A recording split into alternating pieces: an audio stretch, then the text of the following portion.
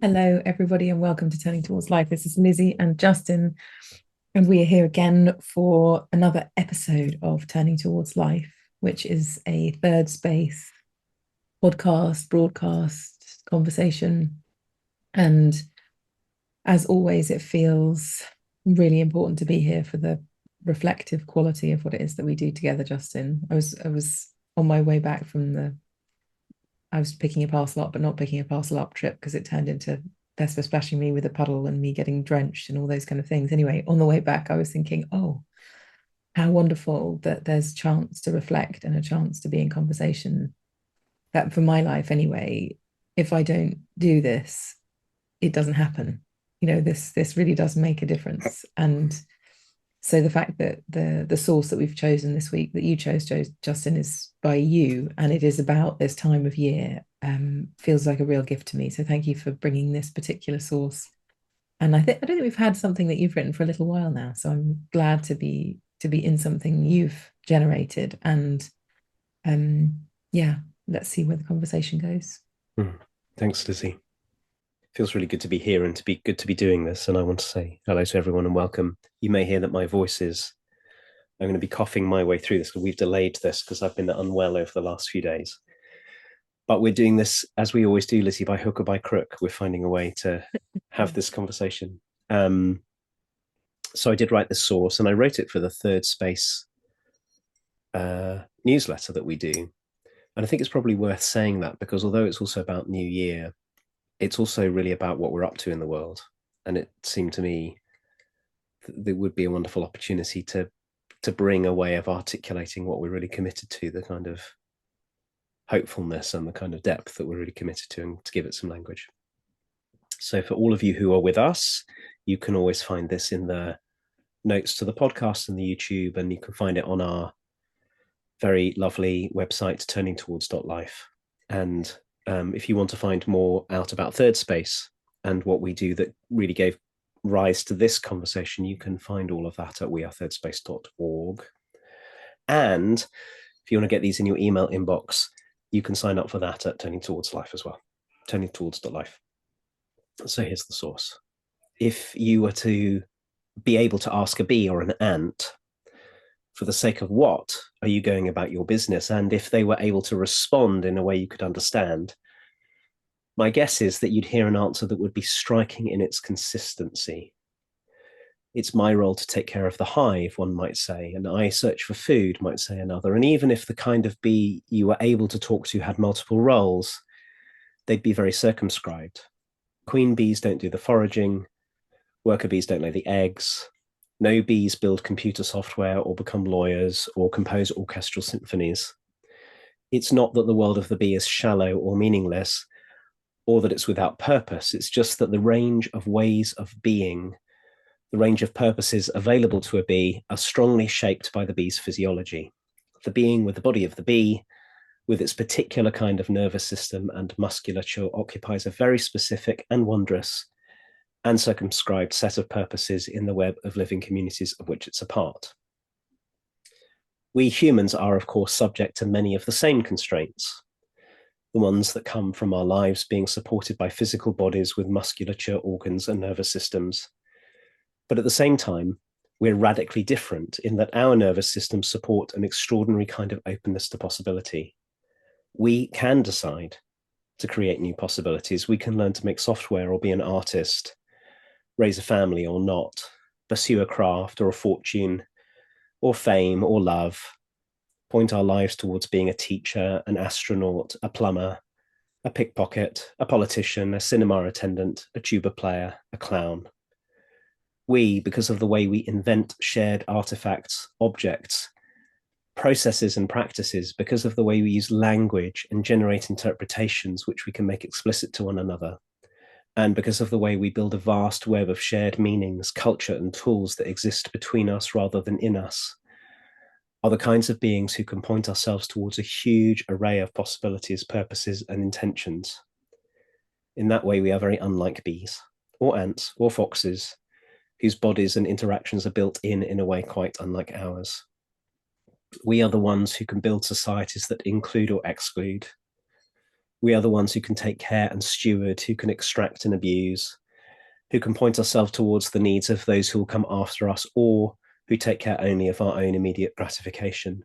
We are the ones who can do this consciously, by declaration in language, or unconsciously by following the grooves of habit laid down by the lives we've lived so far, or the possibilities that were handed to us by others. And that's another defining characteristic of us humans as we press possibilities into being through our way of living. We can do so intentionally, declaratively, in response to the question, for the sake of what am I doing whatever I'm doing? And we can also do so habitually, routinely, unreflectively, automatically, as if we're on autopilot, an autopilot whose direction was set long ago. There's no doubt that it can feel easier to live on the automatic pilot option, especially when we're afraid or overwhelmed, and when we're surrounded by a culture which provides us with so many ways to distract ourselves or numb ourselves to the vibrancy of life that's always within us and among us. But it may be one of the great human dignities and what makes us most human that we are the ones who can choose if we wish. We can't always choose our circumstances, and we can't always choose the actions or professions or possessions we would like to have. But we can choose with an enormous amount of creativity that which our life is pointed towards, or in other words, the ultimate for the sake of which guides how we do whatever it is that we're able to do. So what will we point ourselves towards this year? Will it be dignifying for us, our lives, the lives of those around us? Will it be generous, heartfelt, courageous, compassionate, kind, creative, patient, principled, inclusive, daring, fierce, loving, joyful, grateful, truthful, or some other set of life-giving qualities? Or will we just take up for the sakes of which that we've been handed by those around us, by our social media feeds, by advertising, by the current political discourse, by habit? Thank you, Justin. I'm going to read the second half of what you've written. We are the ones who can build societies that include or exclude. We're the ones who can take care and steward, who can extract and abuse, who can point ourselves towards the needs of those who will come after us, or who take care only of our own immediate gratification. We are the ones who can do this consciously by declaration in language, or unconsciously by following the grooves of habit laid down by the lives we've lived so far, or the possibilities that were handed to us by others. And that's another defining characteristic of us humans as we press possibilities into being through our way of living. We can do so intentionally, declaratively, in response to the question, for the sake of what am I doing, whatever I'm doing. And we can also do so habitually, routinely, unreflectively, automatically, as if we were on an autopilot whose direction was set long ago. There is no doubt that it can feel easier to live on the automatic pilot option, especially when we're afraid or overwhelmed, and when we're surrounded by a culture which provides us with so many ways to distract ourselves or numb ourselves to the vibrancy of life that's always within us and among us. But it may be one of the great human dignities and what makes us most human that we are the ones who can choose if we wish. We can't always choose our circumstances, and we can't always choose the actions or professions or possessions we would like to have, but we can choose with an enormous amount of creativity that which our life is pointed towards, or in other words, the ultimate for the sake of which guides how we do whatever it is we're able to do. So what will we point ourselves towards this year? Will it be dignifying for us, for our lives, the lives of those around us? Will it be generous, heartfelt, courageous, compassionate, kind, creative, patient, principled, inclusive, daring, fierce, loving, joyful, grateful, truthful, or some other set of life-giving qualities? Or will we just take up for the for the sakes of which we've been handed by those around us, by our social media feeds, by advertising, by the current political discourse, by habit? Thanks, Lizzie. It's always so fun to hear you read something I've written or to read something you've written. Mm-hmm. Yeah, I think this is about freedom. It's about human freedom. And what's really present for me as we begin this conversation is this sense that one of the one of the things that we have an enormous amount of freedom as human beings is a kind of freedom too, which is different from the ways in which we might not be free from certain things. We might not be free from social structures that contain us or relationship structures that contain us. There's lots of kinds of freedoms that we can't guarantee for ourselves. We might not be free from bodies that constrain us in some way.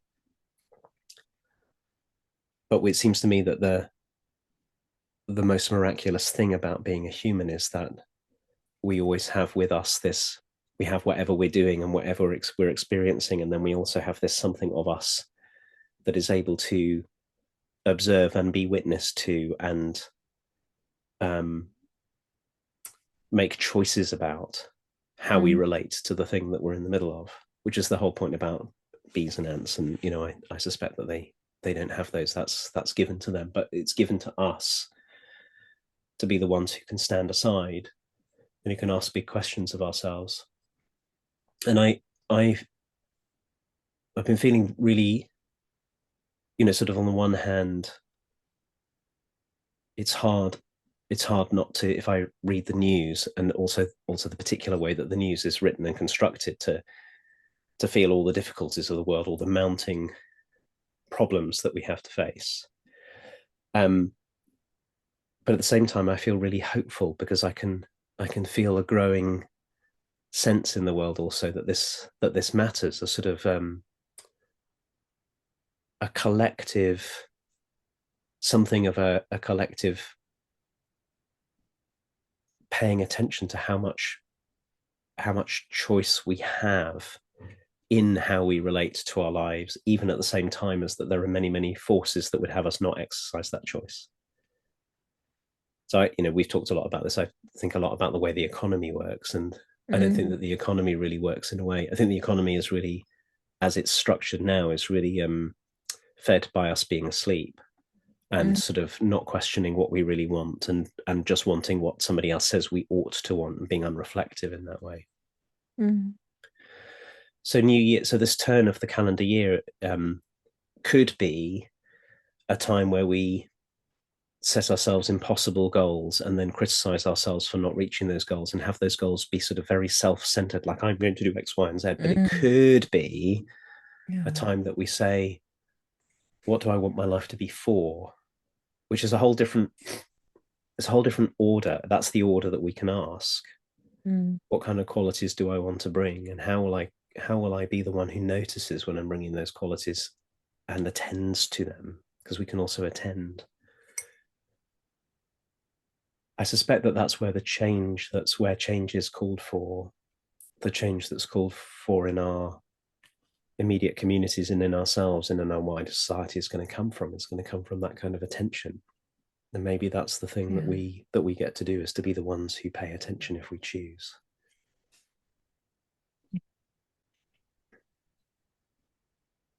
I'm really, as usual, lots of things happening inside me, and thoughts arising and feelings. And I noticed, as you were just saying that stuff about, this might not be about the things I want to achieve or the person I want to become or something, but more, what's this life for? What's life asking of me? What do I want to cultivate? What can I see about my habits that serves me and what doesn't? And what choices and intentionality do I want to create and cultivate?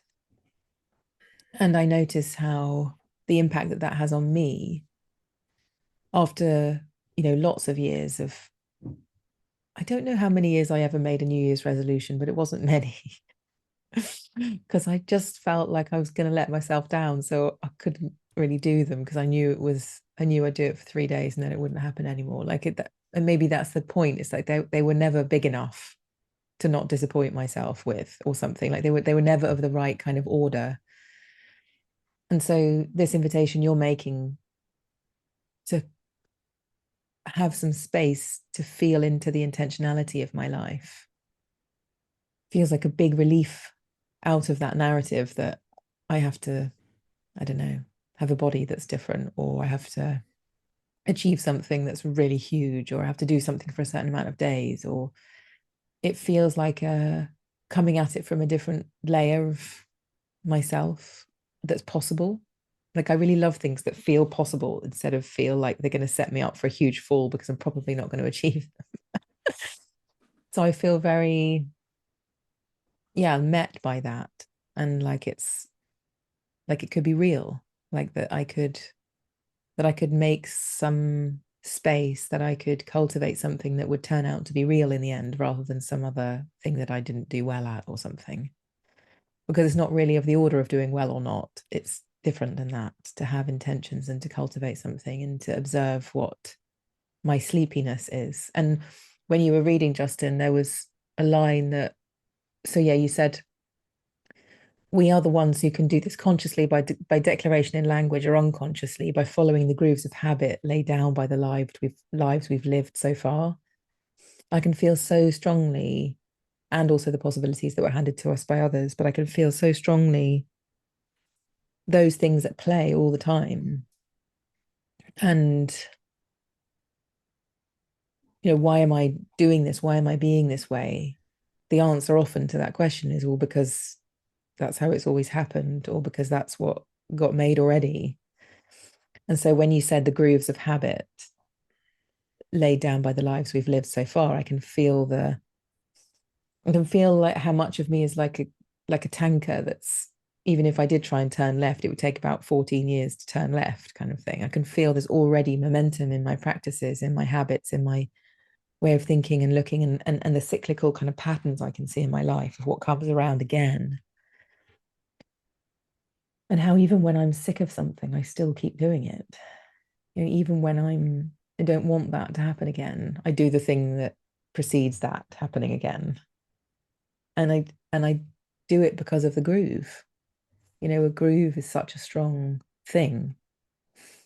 And so this thing about changing a habit or picking up a habit feels like it's so silly that we try and do it like as a New Year's resolution thing, because it's so hard.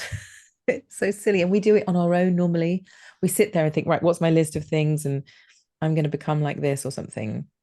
And it's never really in relationship. It's always a personal kind of way that I'm not okay. So I'm going to make myself okay by doing these things. The whole setup is not viable, basically. And so I feel really into this question now of, well, what are these habits, and what is already laid down, and what could be undone, and what would I need in order for that awareness of my habits, awareness of the ingrained groove. Already just in this conversation, I'm going, oh, okay, so now if I look for ingrained grooves, I could, because I now have some language about it, I could ask myself that question, like, well, what are the grooves that I'm in? I noticed getting up this morning, I have an ingrained groove of like, I'd like to be asleep for a bit longer, please. And I mean, maybe that's like lots of people with young children. It's like, please, can I just have 10 more minutes or something? And the kind of, there's a groove in me. And the thing is, I know it's a groove because I know there are plenty of people who call themselves morning people and who spring out of bed. So I know that there's something in me that's habitual, that there's a habitual relationship to morning time. And I always think back to the times when it was really, really cold in the winter and I had to go to school, and I used to get dressed in bed because I hated getting out of bed so much. So I can find it back to when I'm like 14, which is lots of years ago. And so this whole groove thing, it feels very strong. It feels kind of magnetic, and that it's going to take a particular kind of intentionality and a particular kind of curiosity, and also conversation and support and relationship for me to even get underneath the bonnet of these things. Like, I don't think the order of what you're talking about for me is something I'm going to be doing alone. It's like I need someone to help me peel back the layers and help me understand myself by not being me. Yeah, I love so much coming up for me from what you're saying. This not being alone seems so important. And there's something really here for me about the mistake we make about, there's this whole thread in this conversation about individualism and being in relationship. And there's one way that being in relationship can hold us in if we're not. I think you said we've been talking about paying attention, noticing. So there's a whole way that being in relationship, as we always are, can be the thing that sort of is the keeps us in grooves that are not life-giving and nourishing. And then it's a mistake to try and do anything about it on our own. We have to do it. We really helps to do this with other people. And I've also been thinking about, as you were talking, about how I was feeling really appreciative about grooves and habits, because there's also something completely wonderful about it, about also being able to say, maybe I'm not a morning person, maybe that's really okay. Just because I have a story that everything should change about me all the time, which is a pretty terrible story to have. I have to change everything about me. Like, one thing I could do. So for me, the question here is less about things that we do, although they're important, but more about the kind of person I want to be. And one of the things might be somebody who can be loving in the face of wishing that I had 10 minutes more sleep in the morning, or loving in the face of the mistakes that I make, because I'm going to make mistakes because I'm a person. And then for things, of course, then there are things that are really worth cultivating and changing. And for those things, doing what I can to have people around me to support me, to support us in that. And that seems to me that requires us to cultivate a certain kind of courage and openness to be able to talk to other people. Like, this is what feels really important to me in my life right now. I don't want to be bound by a way that I've been, and I'm seeing if I can grow some seeds of something new to sprout here. Will you help me? Yeah. The biggest problem with the way I think a lot of us come at this is we come at it with we come at this as goal. We come at this on our own, which you're pointing to. We come at it as goals with particular outcomes, like this will be success if I do blah blah blah, rather than as gardening or something. Let's see what would it be like to plant something and nurture it and see what it grows into. We come at it sometimes with a long list of shoulds because our culture has given us the things that we should be, rather than really being the ones who pay attention to what's really alive in us and longing, like our deeper longings, rather than our sense of trying to fit in or something. And then the other thing that was feeling into, as you were talking about your experience, Lizzie, was maybe part of what's called for in each of us is a certain kind of allowing life to teach us what's called for, which is quite different from the sort of inventing a thing and then going for it. Because I feel like we give ourselves an impossible burden, which is I have to know the setup. It goes something like, this is all about being happy, and I have to know what will make me happy and then fight really hard to get it, even if it's, and happiness seems too small, too like, what a burden to take on to know any of that, and too lonely. And what would happen if we said, part of the way that we get to pay attention is to notice what in us is longing to be born, and then see if we can treat it like a little one who's longing for our attention, then see if we can muster other people around us who can hold us, so that we can hold the little ones in us who want to grow and find their way into the light again. And then this could be about love and not about force. Yeah. Well, it's very beautiful, Justin. I was just thinking, if I was to come to you with some sense of those little ones that wanted to grow, it's a really helpful question to ask myself, like, what of me is the little one that wants to grow, to sprout in the support and right conditions with another person, and What do I need? That's a very different question to like, what are all the ways that I'm not good and how can I change that about myself? Like it's such a different order of question to ask about my life. And so the example of me and my kind of morning time, I notice for me it's a big old groove of like needing a certain amount of sleep or whatever in my body. But whether it's a but it wouldn't be, now I'm hearing you making these distinctions, it wouldn't be something I would bring to here to see if I could change about myself or something, because actually what it requires is some self-acceptance and some just being all right with the fact that it's a bit of a kerfuffle, and it's not that big a thing and it's all right. But if it was about one of these little ones that wanted to be nurtured in me, I'm not sure I have an answer for that right now, but I can tell that it would be a different order of something that I would need some spaciousness to even discover. I would need some blankness, some nothing time, some,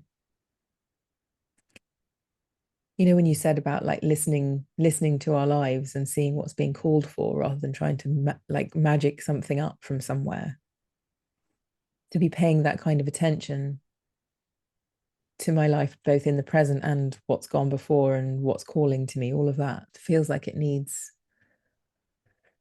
a kind of brave nothingness time in order to, it feels like the response to the question of which little ones want to grow and be nurtured at this time, it feels like the answers are available, but I wouldn't know what they were unless I stopped, unless I really maybe got a huge big piece of paper and just wrote some things that feel like threads to me of what wants in me to lead me somewhere new or to find some different ground. And that feels like a very, my goodness, like I'm like having a like, oh, every year we should do a whole day in the kind of middle of January, maybe, to just have nothing and invite people into the nothingness with us, so we could all be in the nothingness together to see what would arise and that would serve us in this inquiry. It's such a brave thing to do, to ask ourselves some questions and to not have any answers. And so I feel very, I don't know, like I often feel in these conversations kind of like shot into new territory that I don't have any language for, but that feels compelling and interesting and a bit scary and unknown. And I don't know, maybe that's what it's like for people listening to us too, that we're a bit of a, both to ourselves and to anybody who's also with us too, like we're a bit of an interruption in these habits. I know turning towards life for me is a massive interruption in loads of habits, and there's some kind of deeper sense of life I have as soon as I sit on my chair and start clicking the buttons to get into Zoom with you, Justin. And I think that's a massive quality of you and your writing and what you bring to the world. It's like being stopped and having different input than the news, than the marketing we're on the receiving end of, than the kind of common narratives. And it feels very, very important and life-giving and scary and new making to be in receipt of all of that. Mm. As we're coming to the end of our time, Lizzie, I'm really affected by what you said about being shot into the unknown, and it makes me see that one of the, sure, there are things for us to make plans for. Making plans for some things really helps, Mm-hmm. but there's this way in which we cause ourselves such and others such difficulty by being unwilling to be in the unknown. Mm. Like, who says I should know what the Yeah. things to cultivate are. I know what kind of Yeah. person I long to be. I'll have some say in that, but it's a bit grandiose to imagine that the way for me to live my life is for it all to be planned and for me to, in fact, it's very grandiose. And so much is not up to me. Mm. But at the same time, this quality that we humans have of being able to pay attention, we can have an experience and we can pay attention to the experience, and then we have some choice about how we respond to the experience. What I'm taking from what you're saying is, what if a big part of what we're called to do is to be in the unknown and to pay attention and to discover what's growing and needs watering, not to and in no way to force it or grasp it or to make it. And I feel the same about these conversations too. It's one of the excellent things about having a practice where we really don't know what we're going to talk about until we're talking about it. Is it's a way of discovering. Maybe that's what we humans are here to do, is to discover our unique capacity is a kind of discovery and learning all the time. Maybe that's what we're here for. So thank you as always for your steadfastness and faithfulness and openness to hanging out in the who knows where and who knows what and flying by the seat of our pants together. And thank you everyone who's with us, who's traveling with us. If you want to recommend this, send this conversation to other people, you can just go and get a link from our website or send a link to the podcast, and you can leave us a review on iTunes if you want, which helps people find us. And if you want, you can send us emails. You could send us emails at hello@turningtowards.life. We'd love to hear from you. And we will be back again soon. Thanks, Justin. Thanks, everyone. Thanks, everyone.